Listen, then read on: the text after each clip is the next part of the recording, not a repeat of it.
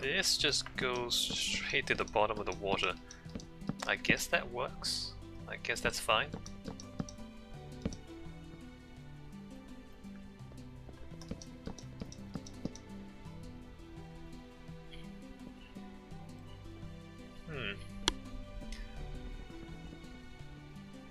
Alright, yeah, and then we transition to the...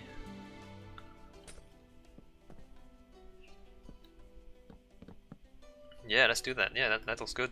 I like it. Yeah, no, I would probably even slap that. It looks good to me.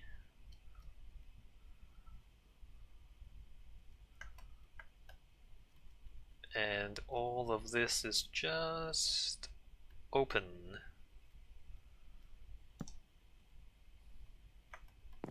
Oh, we should put in...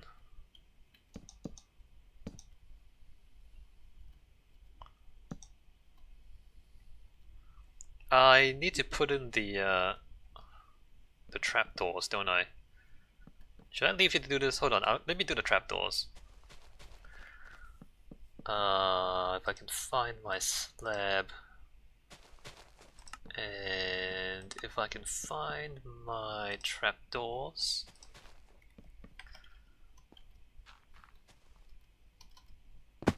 I don't really remember where we put these. I think it's somewhere around here.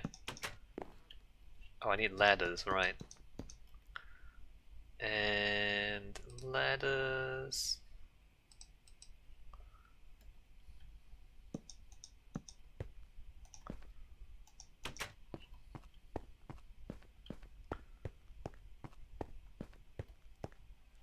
Probably put it at the persister, which is here.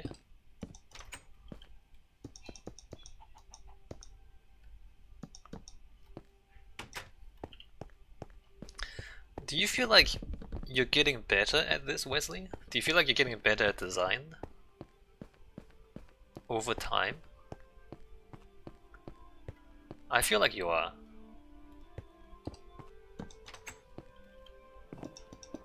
Which is, I mean, it's not unusual or anything, because, you know, practice improves skills, of course.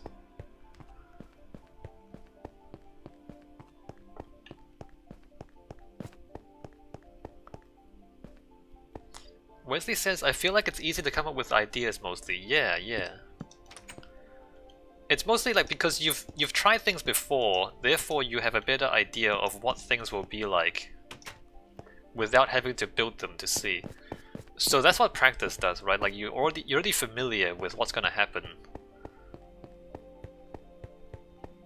in some instances, and so then you can think of what to do. So what I have not been able to do is to convince any architecture school to pay me to play Minecraft. So, I mean, one thing that I think is possible is to like teach architecture through Minecraft. But I have not yet managed to convince anyone to pay me. I mean, it wouldn't, I guess, it wouldn't be like a real architecture course. But maybe like in a pre-architecture, like if you're thinking about maybe taking architecture one day, then you can just start learning about space concepts and like trying things out in Minecraft.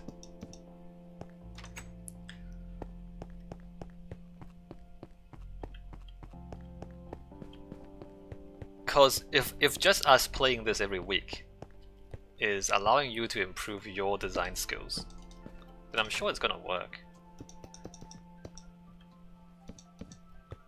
But there's always an issue when you're trying to convince someone to pay you to play video games.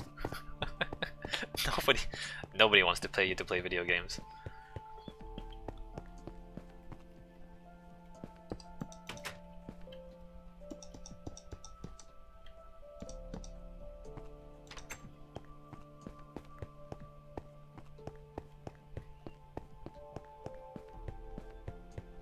Trapdoors.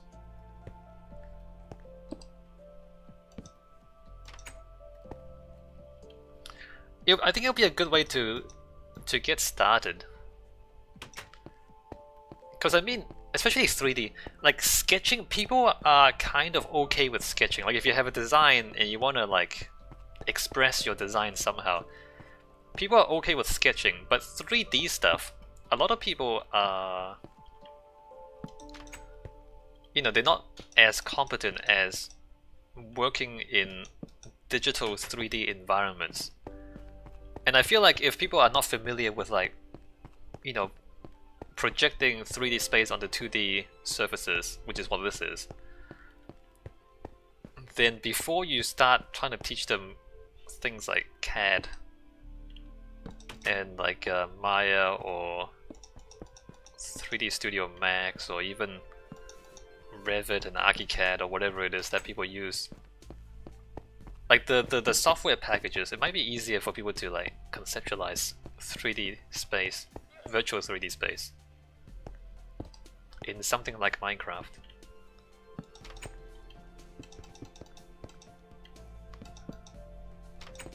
And also get used to doing things like looking up. Because a lot of people like looking up, looking under things.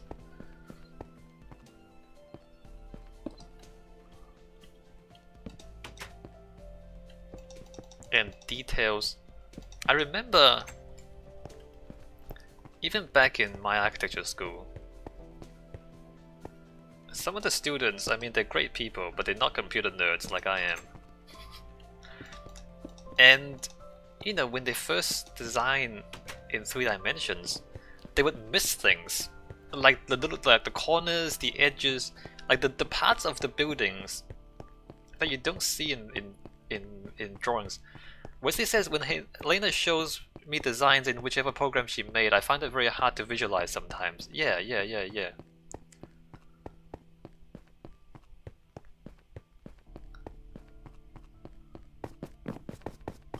I mean, video games and Minecraft aside, another thing I've been thinking about, which I haven't done yet, is if we can figure out an efficient way to export architectural models, which is like, you know, because everything is built in computers these days. So if we can export it from architectural programs into something like Unreal Engine, then people who aren't familiar with drawings and who aren't familiar with those really technical programs can just walk around the designs in something like an Unreal Engine, and maybe even like, you know, you put on your 3D goggles and just look around in 3D. I haven't worked on it yet, but if we can figure out an efficient way to export from those software packages, so the architectural software packages, into Unreal, for example, that might be useful for people.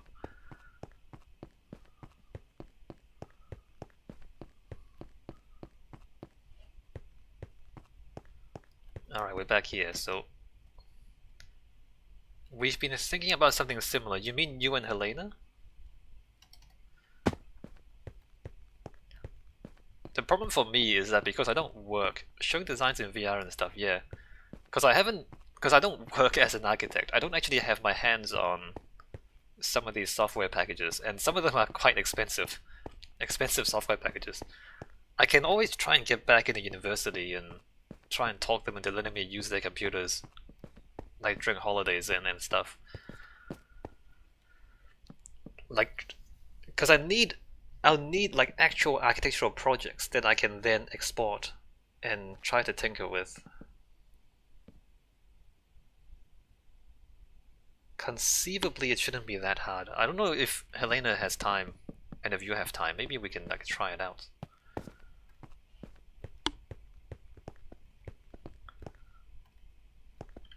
So this probably needs to be closed up top here.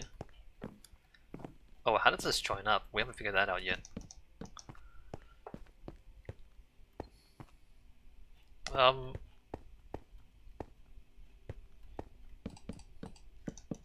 Those should be blocks.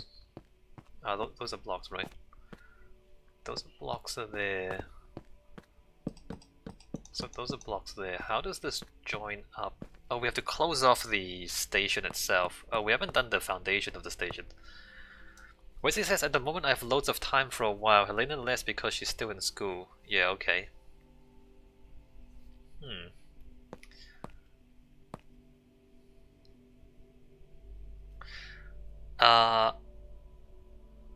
Unreal, I think I deleted Unreal Engine because it takes a lot of space. Damn it.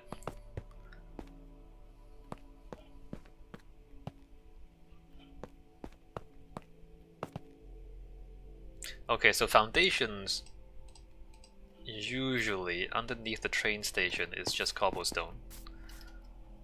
I'm gonna cobblestone the stone part of this underneath here.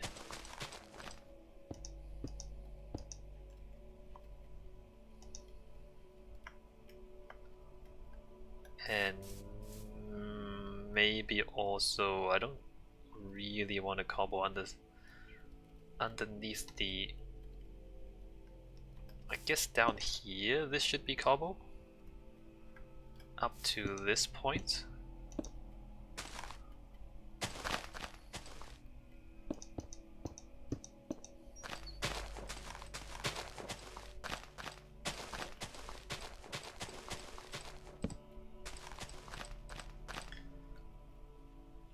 And there. Alright, so under the station is cobblestone.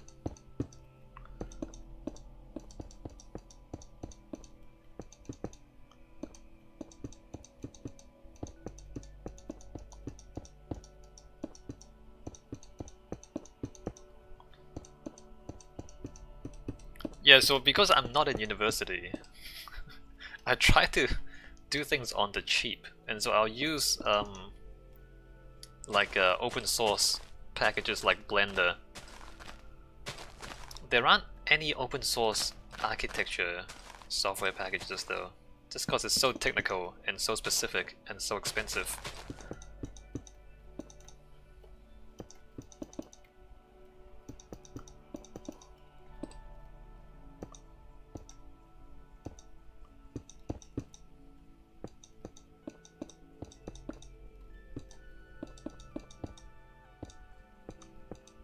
SketchUp, yeah, possibly SketchUp.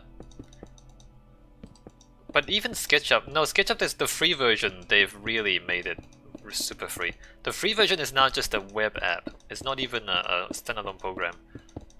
There's a pay version for SketchUp, but that's kind of expensive. It's not as expensive, of course, but it's still several $100s.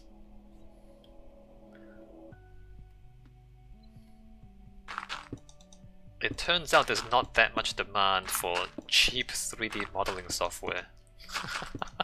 It turns out it's very specific professional software that other people just don't use.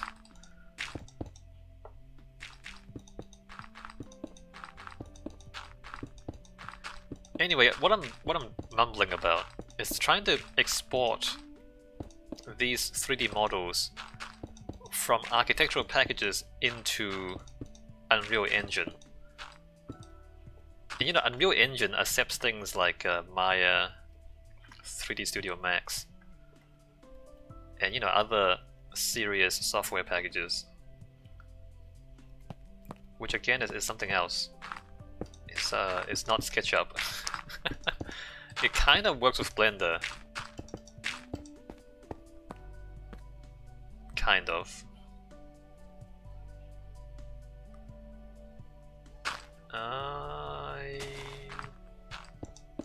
don't really know what happens outside here.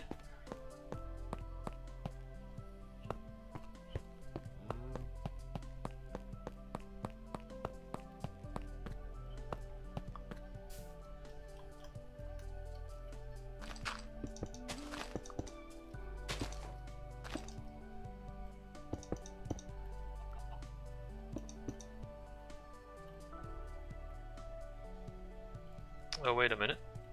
The station stops where? The station stops... Oh, it doesn't actually stop it. It stops there, but it also cuts back into the mountain a little bit. You know what? Let me just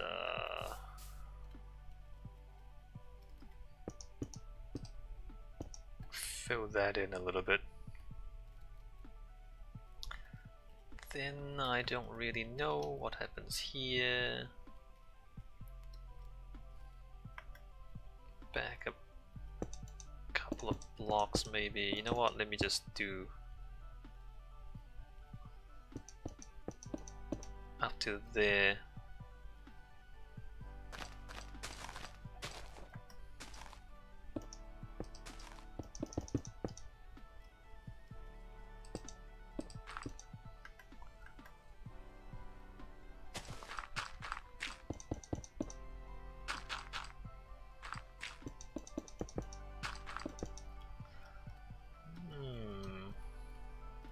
Fudging it a little bit.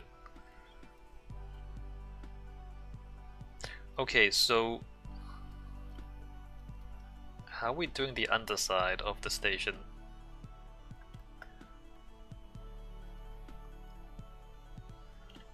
It probably makes sense to light gray terracotta.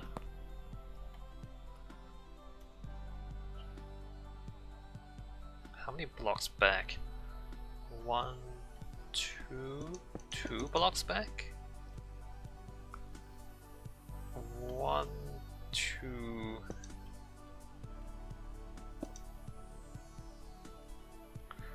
Well, I mean, it needs to.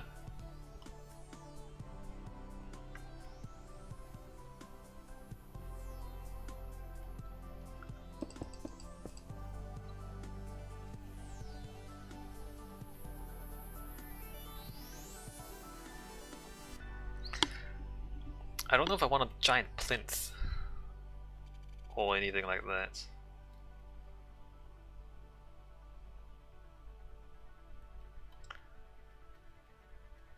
If we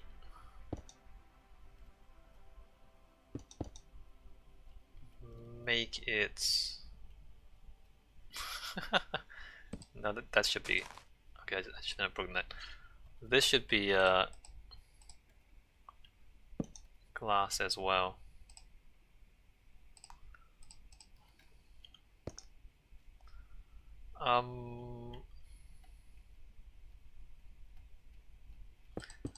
Or I can try and put the wood underneath here. Let's try continuing the logs. Let's see, jungle wood, and if we put it up right next to the tree,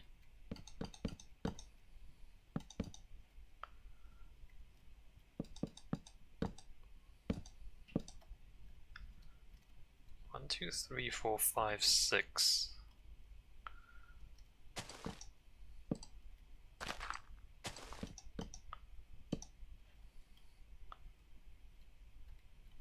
And